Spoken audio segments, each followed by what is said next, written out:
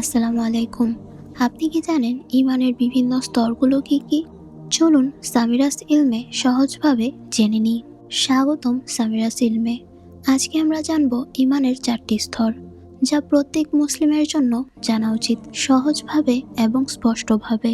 চলুন শুরু করি। ঈমান। ঈমান শব্দের অর্থ বিশ্বাস। আল্লাহ ও তার মনোনীত মহামানব নবী রাসূল ও নায়েবে রাসূল তথা অলি আল্লাহদের প্রতি মনে প্রাণে বিশ্বাস স্থাপন করার নামই ঈমান।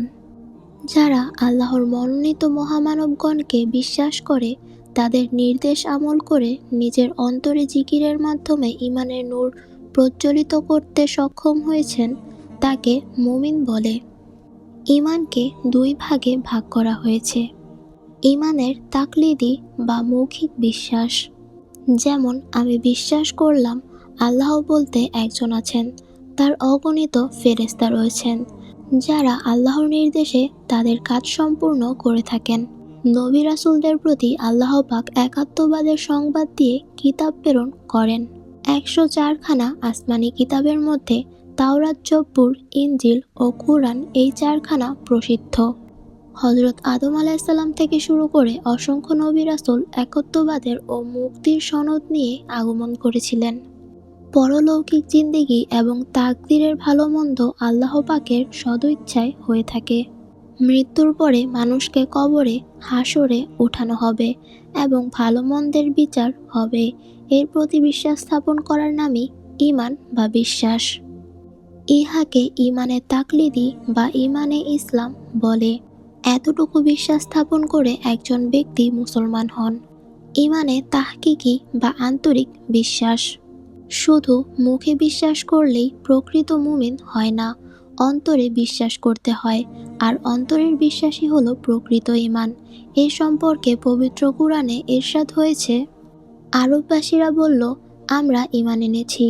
হে রাসূল সাল্লাল্লাহু আলাইহি সাল্লাম, আপনি বলে দিন, তোমরা ঈমান আনোনি, বরং তোমরা বলো, আমরা ইসলাম গ্রহণ করেছি, কারণ ঈমান এখনো তোমাদের অন্তরে প্রবেশ করেনি। এই কথাগুলো সূরা হুজরাতে উল্লেখিত আছে। অন্তরের ঈমানকে তাসদিক বিল জেনান বলা হয়েছে। অন্তরে সর্বদা আল্লাহর জিকির জারি রাখাকে তাসদিক বিল জেনান বলে। আল্লাহ পাক ফরমান, যারা অন্তর আল্লাহর জিকির থেকে গাফেল, সে প্রকাশ্য পথভ্রষ্ট। সূরা জুমারে এই কথাগুলো উল্লেখিত আছে। যারা অন্তরে আল্লাহর জিকির জারি করে, জিকিরের মাধ্যমে হৃদয়ে আল্লাহকে স্বীকার করেন, তারাই প্রকৃত মুমিন। হযরত মুহাম্মদ সাল্লাল্লাহু আলাইহি সাল্লাম মৃত ও জীবিতকে জিকিরের দ্বারা তুলনা করেছেন। যার দিলে জিকির আছে তিনি জীবিত, অর্থাৎ প্রকৃত মুমিন। যার দিলে জিকির নেই তিনি মৃত, অর্থাৎ প্রকৃত মুমিন নন। বেহিকভাবে যা বিশ্বাস করে ইসলামের অন্তর্ভুক্ত হয়ে মুসলমান হওয়া যায়, তা ঈমানে তাকলিদি, আর আত্মিকভাবে যে বিশ্বাস করা হয় তাই ঈমানের তাহকিকি। সেই ঈমান 2 প্রকার: 1 ঈমানে মুজমাল, 2 ঈমানে মুফাসসাল। ঈমানে মুজমাল বা সাধারণ বিশ্বাস, আমানতু বিল্লাহি কামা হুয়া বিআসমাইহি ওয়া সিফাতিহি ওয়া আকালতু জামিয়া আহকামিহি ওয়া আরকানিহি।